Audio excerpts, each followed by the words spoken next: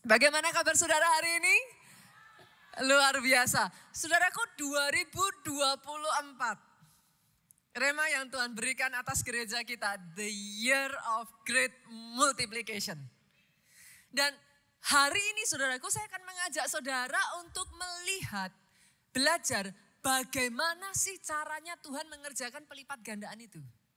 Saya akan mengajak saudara melihat from the very beginning. How, bagaimana dia mengerjakannya. Kita buka yuk Kejadian pasalnya yang pertama. Tadi saya katakan from the very beginning saudaraku. Kejadian pasalnya yang pertama ayatnya yang ke-28. Yang sudah ketemu katakan amin. Yang ketemunya karena di depan juga amin yang keras. Yuk kita baca sama-sama 2-3. Allah memberkati mereka. Lalu Allah berfirman kepada mereka. Beranak cuculah dan bertambah banyak. Penuhilah bumi dan taklukkanlah itu. Berkuasalah atas ikan-ikan di laut dan burung-burung di udara. Dan atas segala binatang yang merayap di bumi. Pada saat saudara membaca ayat ini, saudara menyadari satu hal ini saudaraku. Bahkan sejak dari awal Tuhan itu sudah kasih mandat kepada manusia. Mandat pelipat gandaan. Saya ulang ya.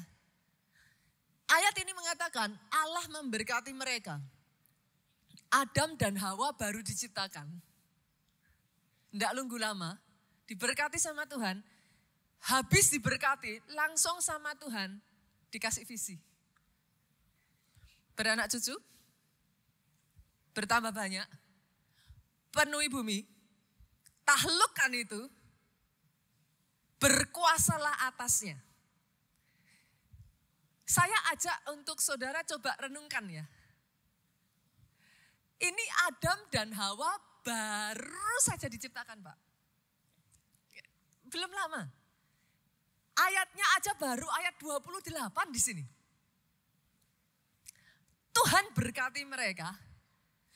Dan Tuhan gak tunggu waktu lama langsung dikasih visi penuhi bumi. Saya tanya nih ya, let's do the calculation. Menurut saudara, butuh berapa banyak manusia untuk memenuhi bumi ini? Kira-kira aja saudara, roughly. Butuh berapa banyak manusia untuk memenuhi bumi? Menurut saudara. Saat ini ya saudaraku, berdasarkan Google. Saya kemarin sudah cari tahun 2023, data 2023. Penduduk di seluruh dunia saat ini sudah mencapai lebih dari 8 miliar. Yet, dunia kita belum penuh, saudaraku. Dengan kata lain, Pastor, poinnya apa? Sejak dari awal, mereka masih sedikit, baru ada 2 orang. Dengan 2 orang itu, Tuhan langsung kasih visi miliaran.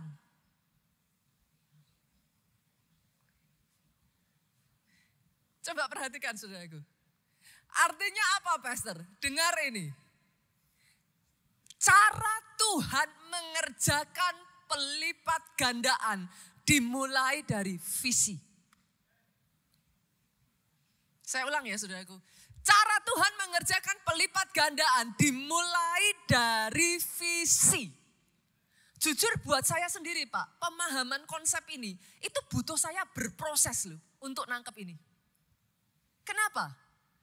Karena sejujurnya saudaraku, kalau saudara dikasih visi besar yang dari Tuhan, which is visi yang dari Tuhan selalu besar, biasanya loh, kita jujur, kita kalkulasi kok pasti. Ya atau ya? Cukup gak nih? SDM kita bisa gak nih? Infrastrukturnya memungkinkan gak? Masih belum hitung-hitungan keuangan.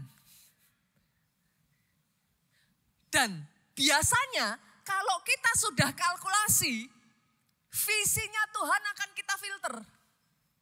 Kita akan ngomong, kayaknya gak bisa loh Tuhan. Dan izinkan saya mengatakan ini kepada saudara, Manusia tuh nggak bisa membohongi dirinya sendiri. You cannot lie to yourself. Bagaimana saudara bisa go for it kalau saudara not even on it? Bagaimana saudara bisa mengejar satu visi kalau dalam hatimu saja engkau nggak yakin engkau bisa? Tendensinya biasanya yang kita lakukan, kita akan datang sama Tuhan dan kita bilang, kayaknya bukan dari Tuhan deh, kayaknya saya enggak memungkinkan. Akhirnya saudaraku, apa yang Tuhan sudah rencanakan lepas begitu saja. Hari ini saudara, saya ingin mengajak saudara, ayo rubah cara pikir kita. Bukan lihat dulu baru percaya. Tapi mulai sekarang belajar, percaya dulu sama visinya. Terima dulu visinya. Tangkap dulu visinya. Setelah itu, yuk kita sinkronkan apa yang kita lihat dengan apa yang Tuhan lihat. Karena seringkali Tuhan sudah ngelihat, kita belum ngelihat. Butuh waktu bagi saya saudaraku untuk memahami hal ini. Karena saya itu orang yang sistematis saudara. Ketika Tuhan kasih visi 1.000.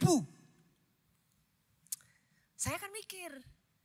Ya kalau 1.000 itu ya dari yang sedikit jadi 50 dulu Tuhan. Make sense dong? 50 jadi 100 kan? Ya 100 jadi 200, 300 saudaraku. Dari situ jadi 500 Bu. Habis itu kan baru jadi 1.000. Itu kan pola pikirnya toh saudaraku. Sampai saudaraku di titik inilah ketika saya pergi ke Nigeria. Tuhan rubah saya. Satu saat saya pergi ke Nigeria. Tuhan ngomong gini loh. Memangnya harus ya. Untuk jadi 1.000 harus 50 dulu ya. Harus 100 dulu ya. Gimana kalau saya bilang dari sedikit langsung jadi 1.000. Loh itu langsung jujur loh saudara.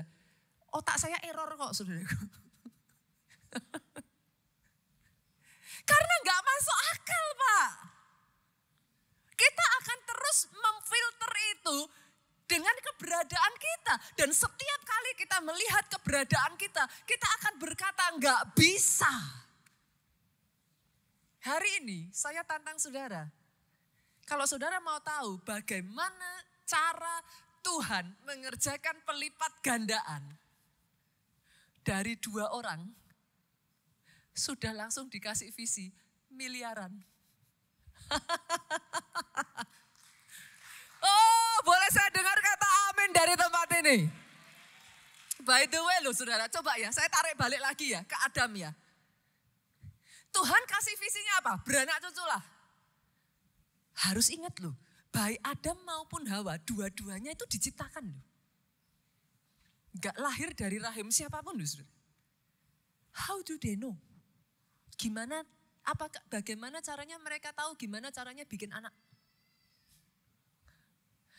Kalau zaman sekarang, saudara bisa baca buku. Saudara bisa lihat YouTube. Ada orang tua yang ngajarin. Ini manusia 2, ini kan pertama diciptain. Jujur, bisa tanya enggak sama Tuhan saudara? Gimana caranya? Loh itu, it's very logical. Belum lagi disuruh sama Tuhan bertambah banyak. Pernah enggak ada momen-momen di mana Tuhan suruh saudara dan saudara ngomong sama Tuhan, saya enggak tahu caranya gimana. Poin saya apa saudaraku? Hari ini jangan nunggu banyak dulu.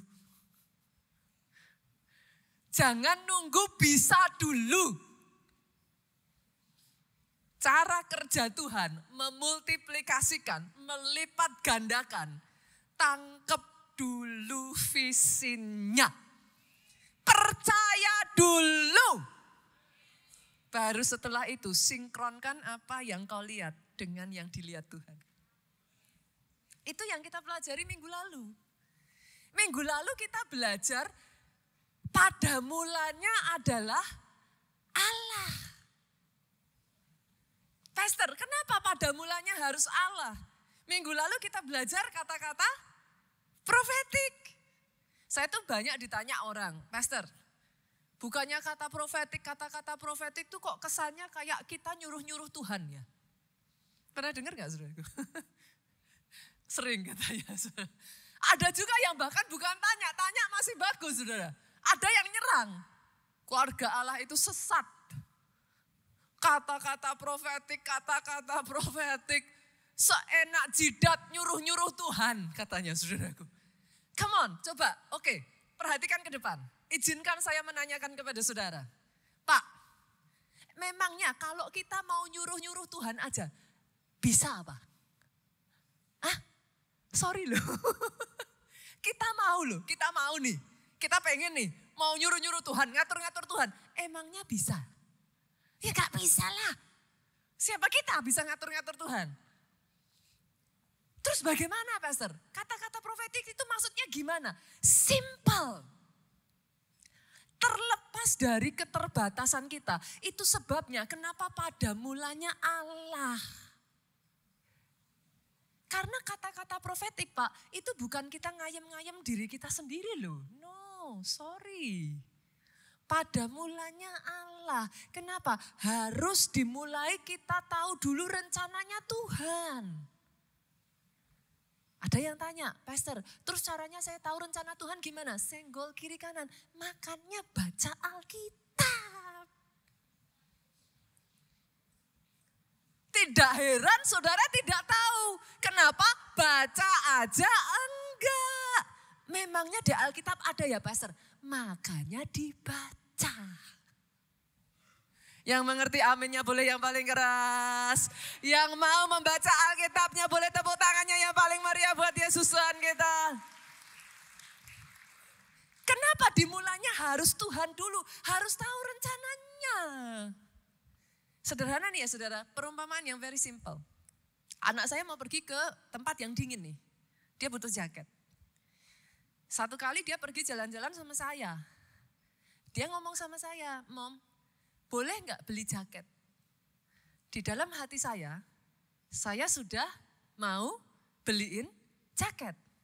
Dia datang sama saya, dia bilang, Mom, boleh nggak beli jaket? Saya tanya, iya atau iya? Ya iyalah. Saudara mengerti maksud saya? Kalau saudara meminta sesuatu yang adalah rencananya Tuhan, nggak mungkin ditolak. Itu sebabnya dasarnya harus firman. Kata-kata profetik itu sesederhana gini saudaraku. Tuhan punya rencana tuh. Tuhan punya visi. Kita sadar diri. Kita nggak mampu. Tapi karena kita tahu itu visinya Tuhan, kita agreeing with Him. Terlepas dari keterbatasan kita, terlepas dari kita sadar kita nggak bisa, kita sepakat dengan Dia, kita memperkatakan apa yang jadi rencananya.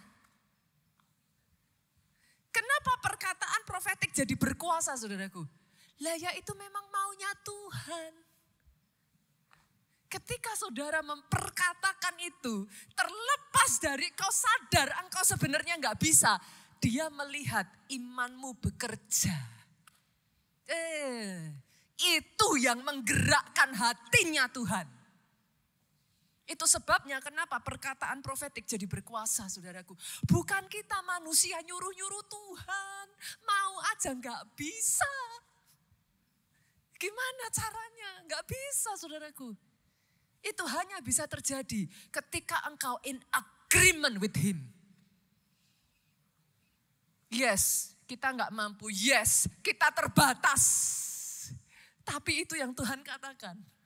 Dengan keterbatasan yang ada kita berkata, kita katakan sepakat. Kita berkata terjadi Tuhan. dia mengerjakannya. Kenapa? Karena memang itulah rencananya atas hidupmu. Boleh saya dengar tepuk tangannya yang paling meriah buat Yesus Tuhan kita. Jadi, saudaraku, atas kehidupan saudara. Bahkan kadangkala ya saudara, ketika Tuhan kasih satu, simpel saudara, satu jiwa diselamatkan, seisi keluarga diselamatkan. Lah kalau saudara tanya sama saya, caranya gimana pastor? Saya bantu jawab saudara, saya juga nggak tahu. Loh itu bukan urusan kita. Bukan urusannya Adam dan Hawa, gimana caranya. Urusan Adam dan Hawa sepakat dengan visi yang Tuhan berikan. Nanti saudaraku, minggu lalu kita belajar kan, berdoa sama dengan bekerja dalam roh. Kalau saudara kerja secara jasmani, maka saudara menghasilkan produk secara jasmani yang bisa saudara ukur. Sepakat dong? Sepakat. Kalau saudara bekerja secara roh terus menghasilkannya apa? Banyak orang tidak bisa melihat doa adalah bekerja dalam roh karena nggak lihat hasilnya. Kenapa? Karena sesuatu yang dari roh tidak bisa dilihat langsung oleh mata. Tapi tiba-tiba muncul kesaksian, pastor, apa yang saya kerjakan 10 tahun, harus kerja keras 10 tahun, Tuhan kerjakan percepatan dalam 1 tahun ini, yang 10 tahun sudah terlampaui. Itu apa saudaraku? Tiba-tiba terobosan terjadi. Tiba-tiba percepatan terjadi. Pintu-pintu yang tadinya tertutup satu demi satu, terbuka. Itu apa? Itu sebabnya saya katakan, kalau saudara hanya bekerja secara jasmani, it can only do as much. No. Bagi seorang petani, gak gampang loh memahami, tiba-tiba saudara bilang nih ya, saudara duduk di depan komputer nih ya, saudara ketik kayak gitu, terus saudara bilang, saya sudah kerja keras. Itu petani bingung loh saudara. Apalagi habis saudara ketik hanya di depan laptop, terus saudara bilang, capek. Itu petani akan tertawa keras dan ngomong sama saudara, yang namanya capek, ambil cangkul tuh. Itu baru capek. Saudara ngerti yang saya maksudkan? Bagaimana mungkin saudara doa, saudara bahasa roh, saudara nyembah, terus saudara bilang, wah ini peperangan roh, ini capek. Saudara ngerti maksud saya? Saudara ngerti maksud saya? Itu sebabnya berdoa adalah bekerja dalam roh. Dan izinkan saya mengatakan ini. Saudara gak bisa dong sama-sama saudara kerja, kan ya. Semutnya kita. Hari ini saya pengen buka warung. Ya sudah warungnya tak buka. Ya toh? Selasa saya males, saya capek. Seharian sibuk saya. Sampai malam, wah urusannya padat banyak. Saya gak buka warung. Rabu juga sama, saudaraku. Wah, Rabu itu dari pagi. Wah, ngurus ini, ngurus itu, udah puyeng-puyeng, pusing-pusing, udah capek. Saya nggak buka warung lagi. Hari Kamis merasa bersalah. Ya, Selasa, Rabu nggak buka warung nih. Kamis bukalah warungnya. Saudara boleh ketawa ya, tapi banyak orang kalau itu kerja secara fisik seperti itu, mau kapan suksesnya? Tapi kenyataannya saudara bekerja dalam roh, caranya kayak gitu. Senin kerja, Selasa, capek. Kerjanya berhenti, warungnya gak dibuka. Rabu capek, Kamis seminggu capek. Warungnya gak dibuka, buka minggu depan. Saya tanya, bisa sukses gak kerja macam begitu? Istri-istri, halo, kalau suaminya kerja macam begitu, saudara bilang, bagus, lanjutkan, gitu. Banyak orang ngerti cara kerja secara jasmani, tapi nggak ngerti cara kerja secara roh. Saya berdoa ya hari ini, kalau itu saudara bisa tangkap ya, rubah cara doamu. Doa enggak Senin Kamis Bapak Ibu, maaf saudaraku. Kalau saudara mengerti bahwa berdoa itu bekerja di dalam roh, every single day. Bisa enggak sekarang saya tanya ya, saudara kerja di perusahaan nih ya, saudara datang nih, baru 10 menit terus saudara bilang capek, pulang. Bisa? Kalau enggak dipecat cepet itu saudaraku. Tapi banyak orang tuh doanya begitu. 10 menit, capek, udah berhenti. Dan setelah itu saudara datang sama Bu Pendeta, saudara datang sama Pak Pendeta, saudara bilang, mana, katanya mana. Saudara nangkep yang saya maksudkan? Hari ini saya berdoa, rubah caramu melihat doamu. Oh dengarkan saudaraku, firman Tuhan minggu lalu yang saya sampaikan, karena saya ada di Jogja minggu lalu. Dengarkan. Karena saya percaya kalau saudara mengerti cara bekerja yang benar, tidak heran dalam hidupmu tiba-tiba, oh kerja fisik harus saudara. Saudara tetap kerja, apa yang ada di tangan saudara kerjakan. Tetapi jangan mau hanya kerja secara jasmani, karena terbatas. Kerjakan dalam roh. Apa yang tidak bisa jasmani lakukan, percepatan, terobosan, pintu-pintu terbuka. Semua terjadi dalam alam roh. Oh yes. Kita balik lagi ya saudara. Saya tarik dari yang minggu lalu toh ini. Saya tarik balik lagi nih. Semuanya dimulai dari visi. Tangkap dulu visinya. Pastor, kenapa perlu visi? Kenapa harus visi? Yuk. Amsal 29 ayatnya yang ke-18 kita lihat. Amsal 29 ayat 18. Bila tidak ada wahyu, menjadi liarlah rakyat. Dalam terjemahan bahasa Inggris, King James Version-nya saudaraku, dikatakan where there is no vision. Jadi kata wahyu, itu vision. Where there is no vision. Kalau tidak ada visi, menjadi liarlah rakyat. Maksudnya gimana Pastor? Sederhana. Kalau saudara nggak punya visi dalam hidup saudara, maka jangan heran saudaraku, ya saudara bisa lakukan suka-suka saudara kan. Mau bergaul sama siapa kan suka-suka saudara. Mau minum obat-obatan lah, saudara mau mabuk-mabukan lah, saudara mau hidup seperti apalah, suka-suka saudara karena nggak ada visi. But there is no vision. Kalau saudara nggak punya visi, bahkan ya saudara bisa gunakan waktu saudara kan suka-suka. Atau pagi bangun tidurku terus tidur, itu juga bisa saudaraku. Kan suka-suka, nggak ada visi kok. Hari itu nggak ada yang harus saudara selesaikan kok. Kalau nggak ada visi, saudara pakai uang saudara juga suka-suka. Saudara mengerti yang saya maksudkan? Itu sebabnya firman Tuhan bahkan ngomongnya where there is no vision, bukan hanya umatku liar. The people perish. Umatku hancur. Umatku binasa. Kenapa saudara? Ketika saudara punya visi, nih katakan ya, simple ya, visi sederhana aja Bu. Saya mau punya rumah tahun ini. Jalan-jalan di mall, sale, gitu kan. Tapi saudara sudah punya visi. Saya mau punya rumah tahun ini. Saudara lihat sale nangis, tapi saudara bisa ikat pinggang. Saudara bilang, no, aku mau punya rumah tahun ini.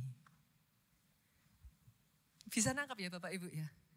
Tapi kalau saudara nggak punya visi, kan saudara punya uang tuh. Ih sale, branded saudaraku. Wah seru nih. Lah nggak ada visi kok.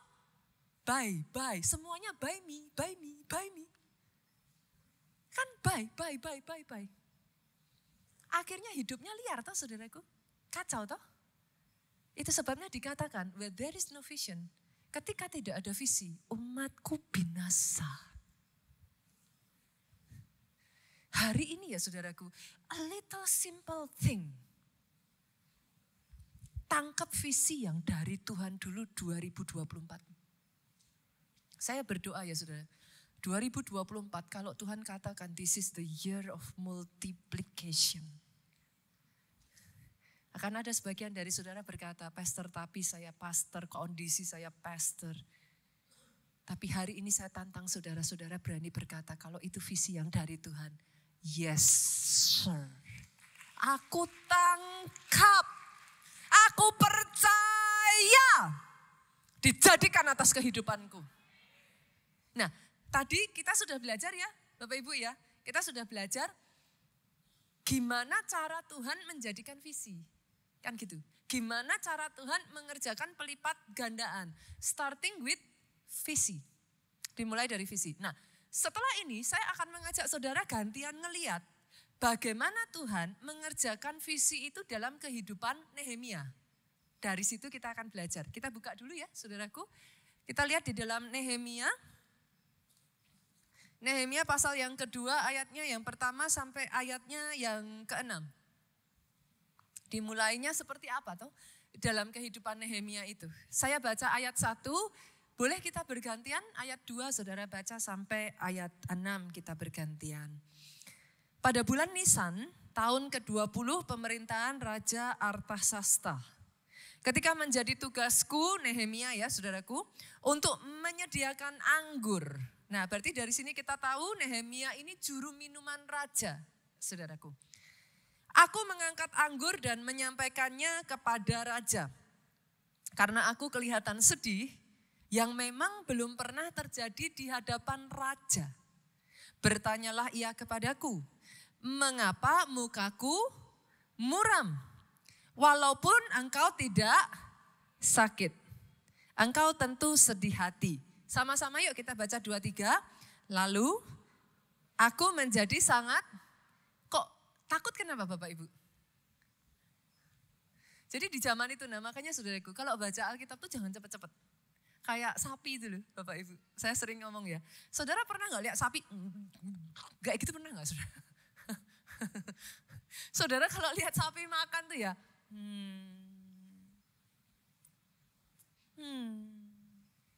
Itu cara sapi makan, saudara.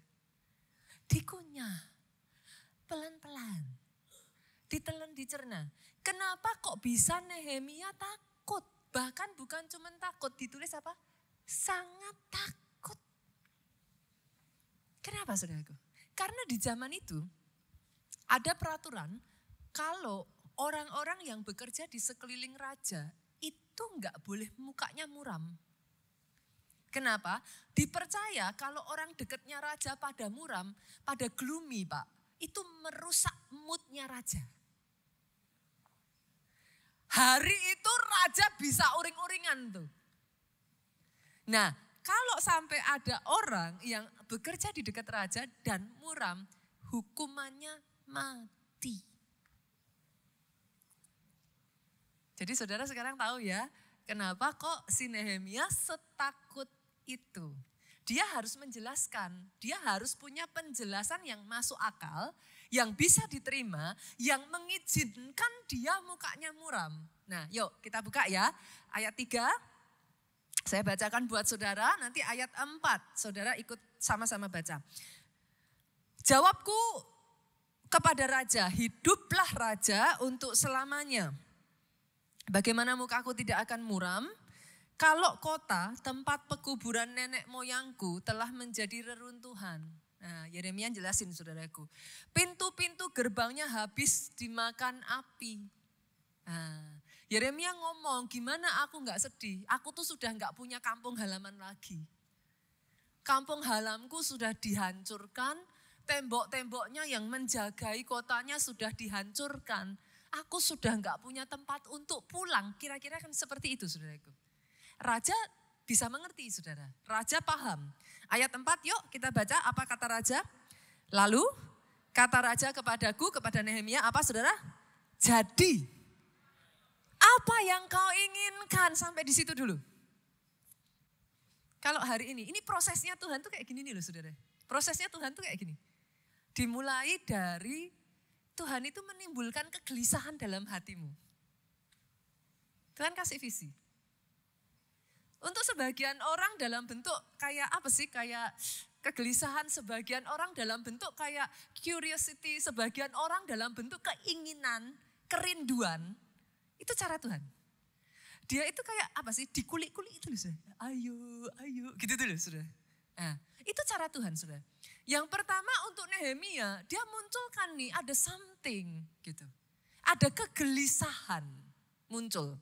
Setelah itu Tuhan akan tanya, jadi apa yang kau inginkan? Pertanyaan saya, di 2024 kalau Tuhan datang sama saudara, Tuhan tanya, jadi apa yang kau inginkan?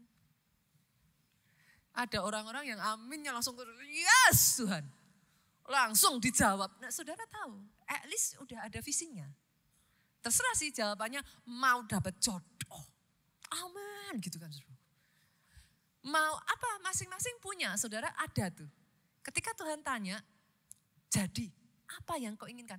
Tapi masalahnya ada orang-orang di sini yang belum tahu. Ditanya nih, pengen apa? Iya ya, apa ya pastor ya? Saya juga gak tahu tuh pastor. Apa ya? Nah, saudara bisa ngerti maksud saya?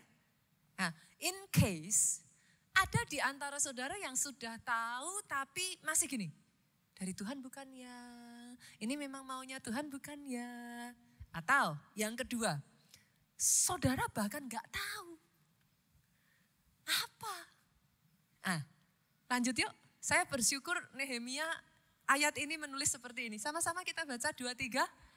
Maka aku berdoa kepada Allah semesta langit. Pada saat saudara bingung, ini dari Tuhan bukan ya? Ini ambisiku atau memang maunya Tuhan ya? Nehemia juga sama, dia juga berpikir yang sama. Jangan-jangan ini cuma keinginanku, jangan-jangan ini ambisiku. Banyak orang dalam keadaan seperti itu, dari Tuhan bukan ya, dari Tuhan bukan ya. Bukan maka aku berdoa kepada Allah, maka aku cari sahabatku. Dari Tuhan bukan ya. Ada sebagian lagi yang maka aku petik bunga dari Tuhan, bukan dari Tuhan. Dari Tuhan, bukan dari Tuhan. Bahkan ada loh orang-orang yang saya kenal tuh ya saudaraku. Belum tahu visinya udah lari aja duluan gitu saudara.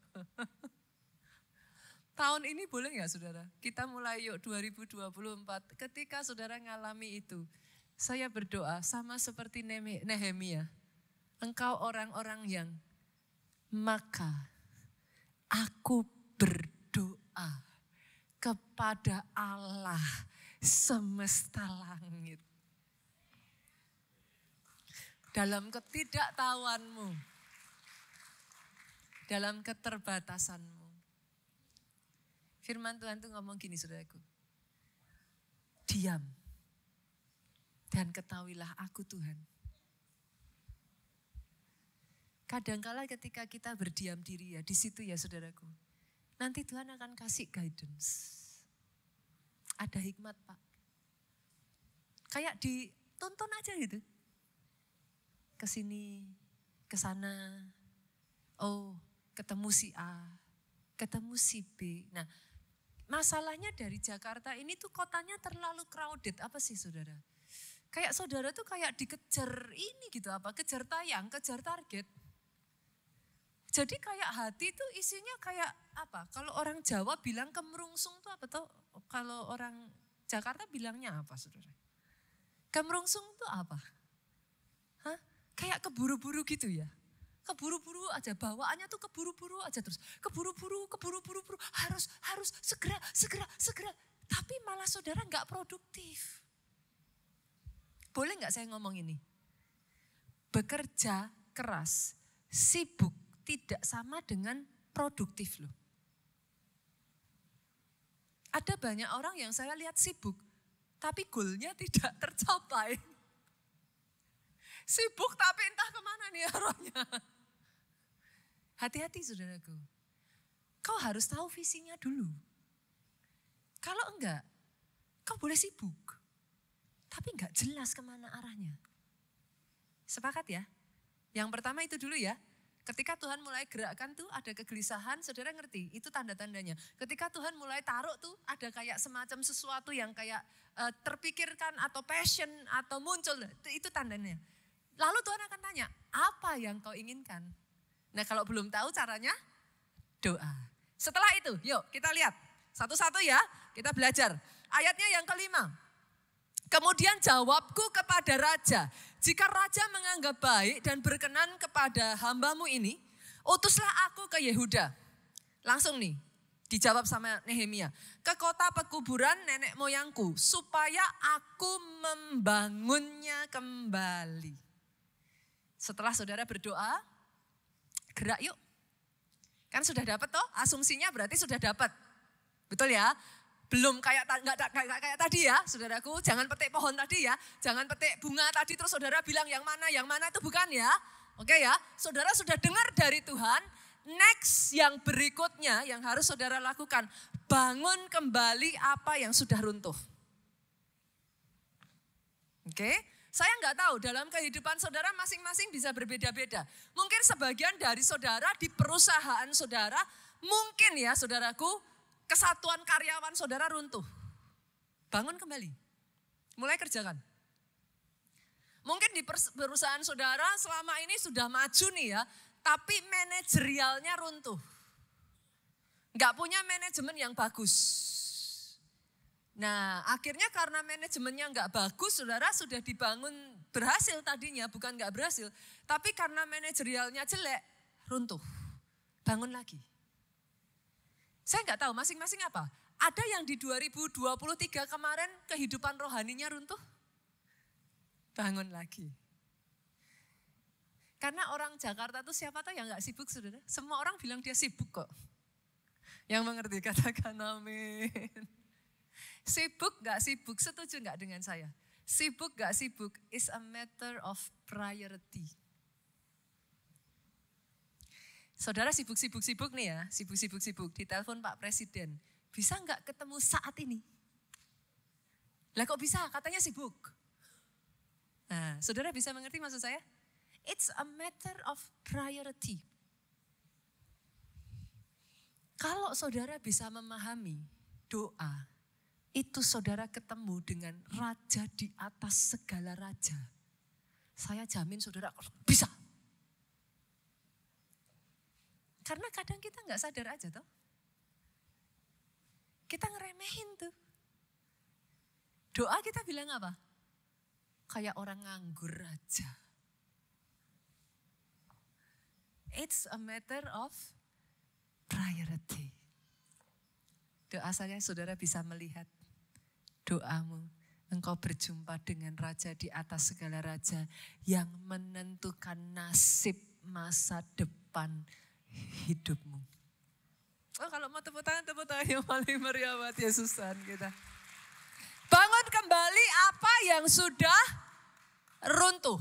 Setelah itu yuk kita lanjutkan ayatnya yang ke-6. Baca sama-sama boleh Bapak Ibu 2-3. Lalu bertanyalah raja kepadaku, sedang permaisuri duduk di sampingnya. Bertanya apa saudara? Berapa lama sih engkau dalam perjalanan? Dan bilakah kapan engkau kembali? Raja berkenan mengutus aku sesudah aku menyebut suatu jangka waktu tertentu. Artinya apa saudara? Visi punya due date. Visi itu gak bisa. Gak bisa saudara kapan. Itu gak bisa. Saudara harus tetapkan due date-nya. Katakan ya 1 tahun ini ya saudaraku. Saudara taruh. Oke. Dalam tahun ini, saya harus menyelesaikan ini. Menyelesaikan ini. Taruh. Itu visi, saudara. Pastor, memangnya kenapa tuh kok kalau saya nggak punya visi? Saudara, izinkan saya menceritakan 2 cerita yang bertolak belakang satu dengan yang lain. Yang pertama kita belajar dari satu keluarga terkaya yang pernah hidup di Amerika, saudara. Namanya adalah keluarga Vanderbilt. Ini keluarga kayanya minta ampun, saudaraku. Bahkan di zamannya itu bukan hanya dia kaya di Amerika, paling kaya di Amerika, tetapi di zamannya dia itu paling kaya di dunia, saudara. Keluarga ini. Nah, keturunan pertama, generasi pertamanya itu begitu luar biasa karena punya visi. Dia merintis dari nol, dibangun karena punya visi. Dia tahu kapan dia say no, dia tahu penggunaan keuangan yang baik, dia tahu. Jadi dia bangun sampai akhirnya keluarga ini jadi kaya. Turun ke generasi kedua. Di generasi kedua ini, saudaraku, masih lumayan lah, saudara, dia melanjutkan visi generasi pertama. Tapi enggak seagresif generasi pertama, kan sering kali gitu ya. Turun ke generasi kedua masih dikerjakan, masih luar biasa, masih hebat, jadi 2 kali lipat, which is good ya, saudaraku, which is good. Tapi itu belum ada inflasinya, apanya, segala macam, jadi kan enggak sebesar itulah ekspansinya, kayak gitu. Tapi turun ke generasi ketiga dan keempat. Nah, visinya beralih. Yang tadinya membangun perusahaan, yang tadinya memperjuangkan, sekarang visinya menikmati. Mereka justru berlomba, pesta siapa yang paling besar. Bahkan yang paling mengerikan, saudaraku, mereka tuh mengadakan satu lomba, mereka gila, saudara. Orang-orang ini pesta, ya orang lihat itu kayak mereka berlomba, rumahnya siapa yang paling gede. Saya tanya boleh, saudara? Kira-kira loh, menurut saudara di Jakarta ini rumah luasnya 3.000 meter udah besar belum? Besar ya Pak? Besar. Keluarga ini membangun rumah yang besarnya 30.000 hektar.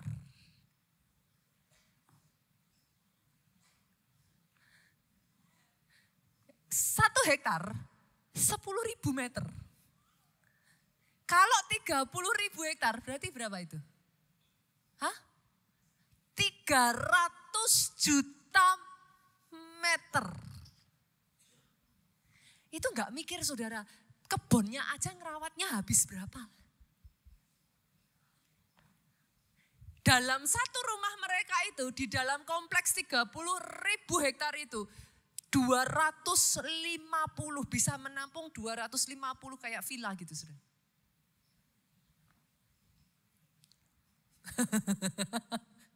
Saudara setuju dong dengan saya, ini keluarga kaya sekali, saudaraku. Sampai detik hari ini, rekor mereka belum terpecahkan, saudara. Ini masih menjadi rumah terbesar di dunia. Sampai detik hari ini. Tetapi bukan itu poin saya. Saya ingin memukau saudara dengan kekayaan yang luar biasa tadi. Tapi apa poin saya? Tahun 1973, keluarga mereka berkumpul dan mereka mengadakan reuni keluarga. Tapi sayangnya, saudaraku, tidak satu pun dari keluarga ini yang pada saat mereka mengadakan reuni di 1973 itu yang masih ada dalam posisi sebagai seorang miliarder. Ngeri ya? Ngeri ya, saudara? Hancur. Tanpa visi, umatku binasa. Nah, saya kasih perumpamaan yang kedua yang lebih kontras, Bu. Saya mau menceritakan tentang seekor binatang yang rentang waktu hidupnya paling pendek di dunia. Ada yang tahu apa? Apa? Boleh dimunculkan media. Inilah dia. Deng, deng, deng, deng. Nah, lalat capung. Dia adalah binatang dengan rentang hidup paling pendek di dunia. Dia hanya hidup 24 jam, Pak. Oke ya? Nah, hanya hidup 24 jam. Katakanlah saudara jengkel sama dia, gak susah-susah, gak usah saudara pencet, gak usah saudara injak. Dibiarin aja. Sehari bye-bye gitu saudaraku. Karena dia hanya bisa hidup 24 jam. Dengan rentang waktu hidup yang hanya 24 jam, menurut saudara, dia bisa eksis bertahan sampai lama enggak saudara? Enggak ya? Banyak yang bilang enggak ya? Kenyataannya, hewan ini dikatakan termasuk hewan yang paling tua di dunia. Dia sudah ada dari zaman dinosaurus. Lah kok bisa? Lah tadi keluarga Vanderbilt kayak begitu. Lah ini kok si lalat capung kok bisa bertahan lintas abad sekian jauhnya saudaraku. Kok bisa? Karena si lalat capung ini hewan yang punya visi. Dia hidup hanya untuk satu visi saudara. Visinya apa? Bereproduksi. Jadi jantannya kalau kawin dengan betinanya hitungan 5 menit mati saudara. Tapi dia mati untuk menelurkan 500 sampai 1000 anak. Jadinya begini. Coba boleh dimunculkan multimedia? Teng teng. Jadi saudaraku, sekalipun dia hewan yang kecil, sekalipun dia hanya punya rentang hidup 1 hari 24 jam, sekalipun dia punya banyak keterbatasan, tapi dia punya determinasi yang sangat tinggi, visinya jelas. Beranak cuculah. Bertambah banyak. Itu visinya dia. Alhasil dari zaman dinosaurus sampai hari ini dia masih eksis Pak. Saudara bisa nangkep yang saya maksudkan ini? Boleh ya saudaraku? Bagaimana kalau si lalat capung gak punya visi? Terus dia bilang, hari ini saya mau terbang-terbang, main ke mall. Lah dia gak punya visi. Hari ini saya mau arisan dulu. Saudara bisa bayangkan, ini udah punah dari zaman bala, saudara. Saudara bisa melihat the power of vision. Itulah cara kerja visi yang Tuhan kerjakan lewat Nehemia. That is the power of vision. Saya akan berikan kepada saudara 3 kekuatan, 3 power dari visi saudaraku. Yang pertama, visi akan membuat saudara berani. Orang yang punya visi ya saudaraku, berapa banyak yang sadar semakin besar visinya kan tantangannya makin besar ya. Kalau gitu kok kita tetap bisa kuat Pak? Visi. Visi itu membuat saudara itu punya kayak determination saudara. Saudara punya ketetapan dalam hati. Tanpa visi ya, jujur kita manusia tuh lebih suka zona nyaman. Itu sebabnya, dengar ini baik-baik saudara. Tuhan memberikan visi, pastor itu kan buat orang yang masih belum apa-apa. Ya harus begitulah, kalau belum apa-apa ya harus kerja keras, salah. Tuhan memberikan visi itu kepada Adam dan Hawa. Pak, mereka itu ditempatkannya di Taman Eden loh. Kurang apa? Mau apa-apa tinggal ambil kok. Butuh apa lagi? Manusia belum jatuh dalam dosa, ada dalam kemuliaan Tuhan, gak kurang apa-apa. Tapi mau saudara masih kecil, mau saudara sudah besar. Mau saudara belum apa-apa, mau saudara sudah kaya raya.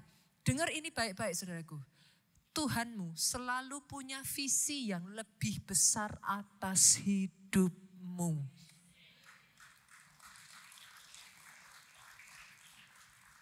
Visi membuat engkau berani. Engkau akan jadi kuat. Visi itu kayak apa ya saudara? Harusnya buat tempat ini enggak berani. Secara manusia enggak berani. Tapi visi itu menerobos spion. Jadi berani. Yang kedua, visi itu memampukan saudara menyingkirkan distraction. gangguan. Distraction itu apa saudara? Segala sesuatu yang membuat saudara itu teralihkan dari visi. Kalau saudara punya visi, saudara itu bisa say no terhadap yang baik dan akhirnya dapat yang terbaik. Yang mengerti aminnya yang paling keras? Kalau enggak punya visi, semuanya yes diambil semua, akhirnya enggak going nowhere gitu. Ini terjadi biasanya pada banyak orang yang kreatif, saudara. Orang kreatif tuh punya kelemahan. Yang ini bisa, yang itu bisa, yang ono bisa, yang ini juga bisa. Semua aja diambil, saudaraku. Akhirnya going nowhere kalau enggak hati-hati. Visi memampukan saudara to say no. Karena saudara sudah tahu, aku tuh mau ke situ loh. Ini hanya akan membuat jalanku lebih jauh. No, aku mau ke situ. Saudara bisa ngerti ya, maksud saya ya. Oke. Visi memampukan saudara bahkan berkata tidak kepada pergaulan yang salah.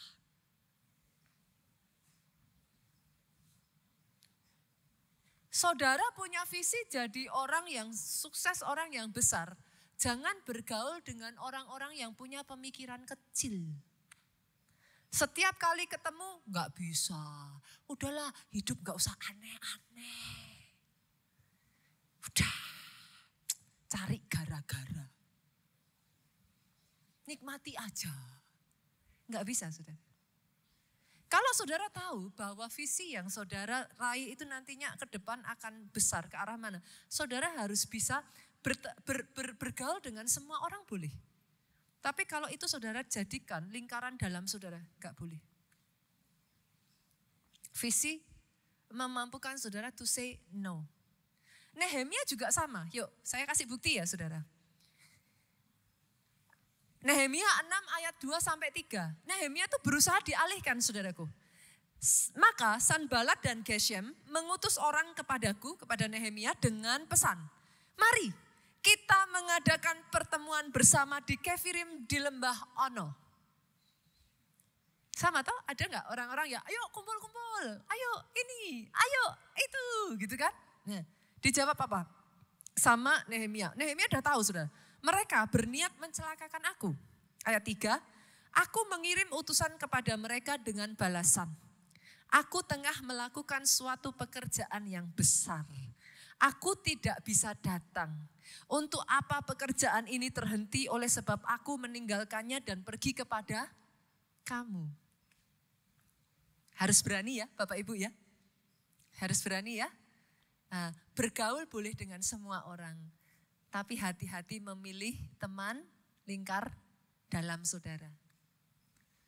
Enggak semua orang bisa masuk saudaraku. Karena kalau saudara masukkan semuanya, yang terjadi hidupmu pasti akan kacau. Ada orang-orang ya saudara sampai pada batas tertentu ya saudara. Itu akan membatasi saudara ya you can only go as much gitu. Pernah gak ketemu orang yang ngomongnya kayak gini. Aku tuh sebenarnya pengen loh jadi ini. Wah aku pengen sekali nih. Tapi waktu aku selidiki ternyata harus begini. Wah gak bisa. Terlalu muluk-muluk tapi gak ada kerja nyatanya. Pernah ketemu yang begitu? Pernah ya saudara? Nah, maafkan saya saudaraku. Tapi kalau saudara adalah orang yang punya visi, you cannot do that. You have to be determined. Saudara harus sadar, oke, aku mau ke sana, gak bisa nih. Yang ini gak bisa. Harus, gak bisa. You have to choose. Yang ketiga, yang terakhir. Karena visi itu memungkinkan saudara menyingkirkan gangguan dengan sendirinya. Visi mendatangkan percepatan atas hidupmu. Ini amazing sekali saudara. Kita buka ya Nehemia pasalnya yang ke-6. Ayatnya yang ke-15-16. Ini ajaib sekali. Maka selesailah tembok itu pada tanggal 25 bulan Elul. Lucu sekali ya saudara. Bulan Elul. Dalam waktu 52 hari. Ketika semua musuh kami mendengar hal itu. takutlah semua bangsa sekeliling kami. Mereka sangat kehilangan muka dan menjadi sadar bahwa pekerjaan itu dilaksanakan dengan bantuan Allah kami. Ada orang sama-sama ngerjain pekerjaan dilama-lamain. Kalau bisa lama, kenapa cepat gitu saudara? Orang yang punya visi. Kalau bisa cepat, kenapa lama? Selesaiin. Ada orang-orang karena nggak punya visi, sukanya menunda-nunda saudara. Procrastinate. Nanti dulu. Biasanya kebanyakan orang kerja yang pertama 3 jam itu yang gampang dulu. Yang sukar dihindari. Hari ini boleh gak saya minta saudara, 3 jam pertama dari list pertama kehidupan saudara bangun tidur. Kerjain tuh yang strategis, yang susah-susah, yang butuh saudara harus cepat selesaikan. Kerjakan dulu, pangkas habis dulu. Baru 3 jam berikutnya, saudara maintenance. Kalau saudara yang online shop ya, saudara jawab-jawab, saudara ini, saudara itu, saudara apa. Sepakat? Berapa banyak yang setuju firman hari ini daging? Senggol kiri kanan? Jangan jadi seperti keluarga Vanderbilt. Saudara boleh lupa yang lain-lain ya, lupa yang lain gak apa-apa. Senggol kiri kanan aja. Jadilah seperti lalat capung. Nah ingat toh saudara, bukan maksudnya kecilnya enggak saudara, bukan hidup seharinya enggak saudaraku. Tapi jadi seperti lalat capung yang hidupnya punya visi yang jelas. Tahun 2024 ini ya saudaraku, mulai dengan visi yang dari Tuhan. Pemain musik boleh saya undang maju ke depan? Jemaat Tuhan boleh bangkit berdiri? Saya ajak saudara coba, yuk. Mulai ya saudara, kalau kita nyanyikan lagu ini, saya sangat diberkati sekali dengan lagu ini. Nanti ketika saudara nyanyikan lagu ini ya, imagine it, bayangkan. Jangan hanya sekedar nyanyi, tapi imagine it. Lapangkanlah tempat kemahmu. Pelan-pelan ya, imagine it, bayangkan. Bentangkan tenda tempat kediamanmu. Jangan menghemat, pancangkan talinya dan pancangkan kokoh patokmu. Sekali lagi ya, Bapak Ibu yuk sama-sama kita nyanyikan. Lapangkanlah tempat kemahmu. Jangan terlalu kecil saudara, jangan terlalu kecil. Bentangkan tenda tempat kediamanmu. Jangan menghemat, pancangkan talinya. Pancangkan kokoh patokmu. Sebab engkau akan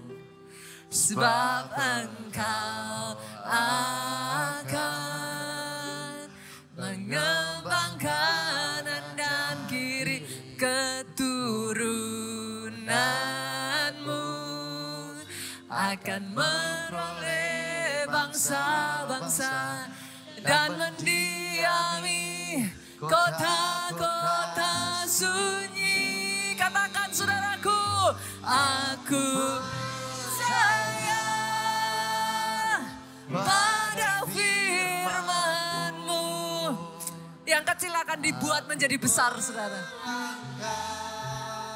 Oh, yes.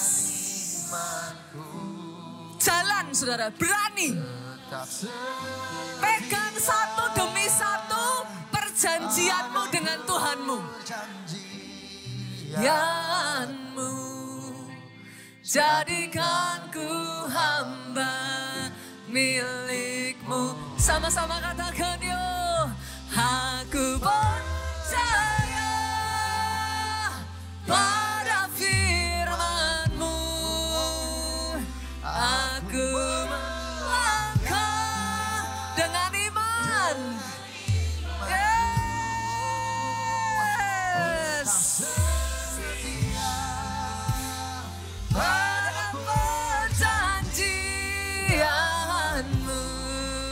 jadikan ku hamba. Sama-sama saudaraku katakan.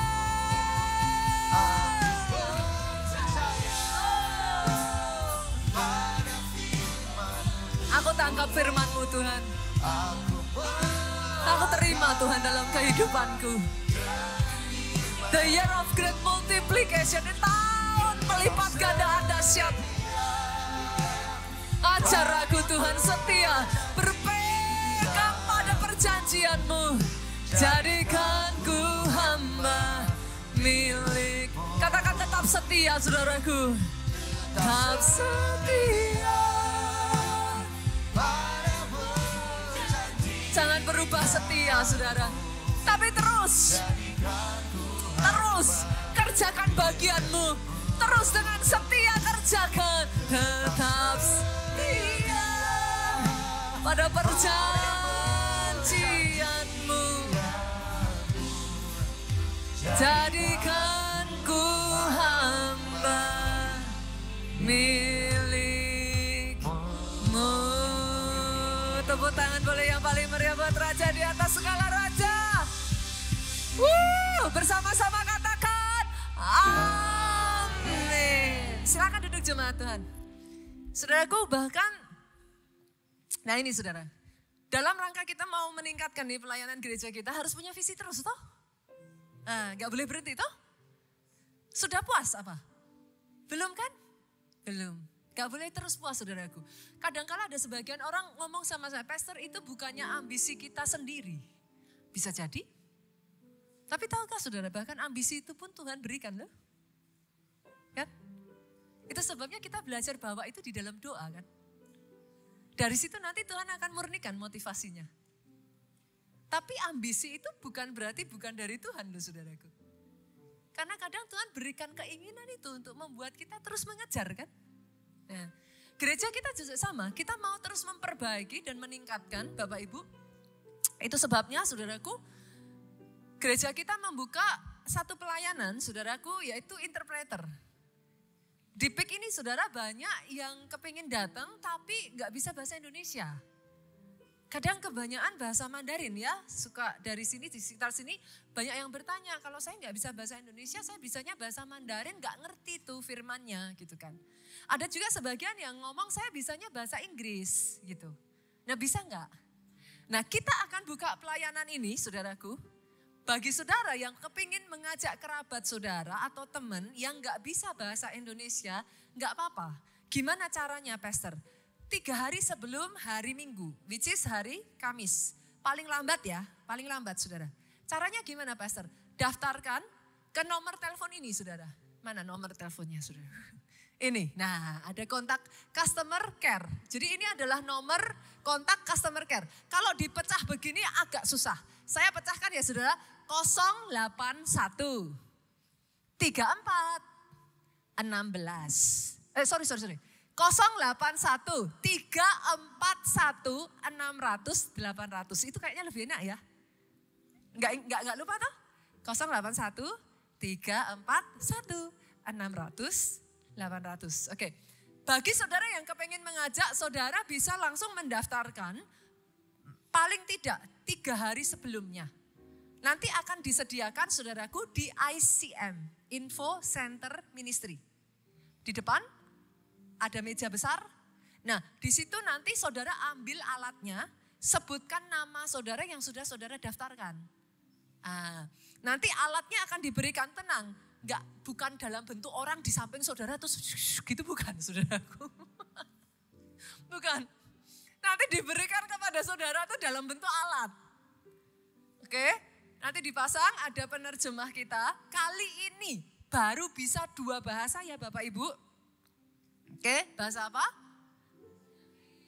Mandarin dan Inggris. Rusia belum bisa. Perancis belum bisa. Nah, saya ajak saudara yang punya keahlian di bahasa Mandarin ataupun Inggris. Yuk daftarkan diri yuk. Kita jadi berkat. Karena ada teman-teman yang sering datang tapi gak bisa tuh. Nah ayo kita bisa jadi berkat. Yang kedua saudaraku, gereja kita nanti di momen Imlek kita akan mengadakan ibadah minggu spesial Valentine dan Imlek. Pastor, diumumkan kenapa? Ada undangannya. Loh sampai bahasanya Mandarin loh. Wah ini keren ini. Bahasanya sudah Mandarin saudara. Akan ada spesial, ada acara khusus nanti tanggal 11 Februari besok saudaraku. Itu sebabnya buat saudara yang punya teman mau diundang nih. Nah saudara bisa minta undangannya dalam bentuk fisik di Info Center Ministry. Oke ya, ajak nanti waktu Imlek tanggal 11 Februari saudara boleh pakai jibau, boleh. Asal jangan yang seksi-seksi sampai segini. Jangan kalau itu jangan. Tapi saudara boleh pakai baju-baju yang cowok, boleh tuh pakai apa sih kayak apa itu topinya yang ada rambutnya itu apa sih? Apalah, saudara boleh lah. Kita rayakan sama-sama buat saudara yang ada di Jakarta, undang biarlah ibadah ini menjadi ibadah yang penuh dengan sukacita. Bangkit berdiri jemaat Tuhan. Masih belum lupa ya, pulang jangan keburu-buru. Yang keluar pertama kali dari mana dulu Bapak Ibu? 2 di kiri, 2 selanjutnya, setelah itu 3 di kanan. Jangan berdesakan. Pastor, kalau saya enggak cepat-cepat, saya di sini, saya mau ngapain? Oh, banyak yang bisa dilakukan Bapak Ibu. Saudara duduk, justru firman tadi dijadikan. Satu-satu tuh. Oh yes Tuhan. Tuhan memulai dari visi. Oh yes Tuhan. Dijadikan satu-satu tuh. Jangan keburu-buru pulang. Belum doa berkat, jangan buru-buru pulang dulu saudaraku. Tinggal terima berkat, duduk, keluar satu persatu. Angkat kedua tangan saudara.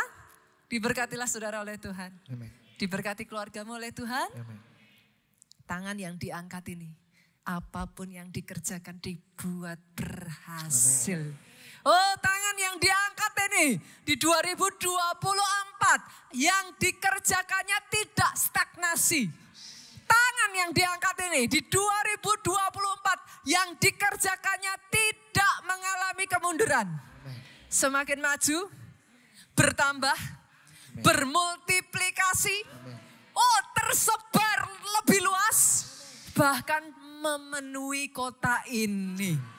Pulang dengan membawa sukacita yang daripada Allah Bapa, cinta kasih Yesus Kristus, putranya, persekutuan dengan Roh Kudus, sekarang sampai selama-lamanya. Saudara yang diberkati katakan dengan suara yang paling keras,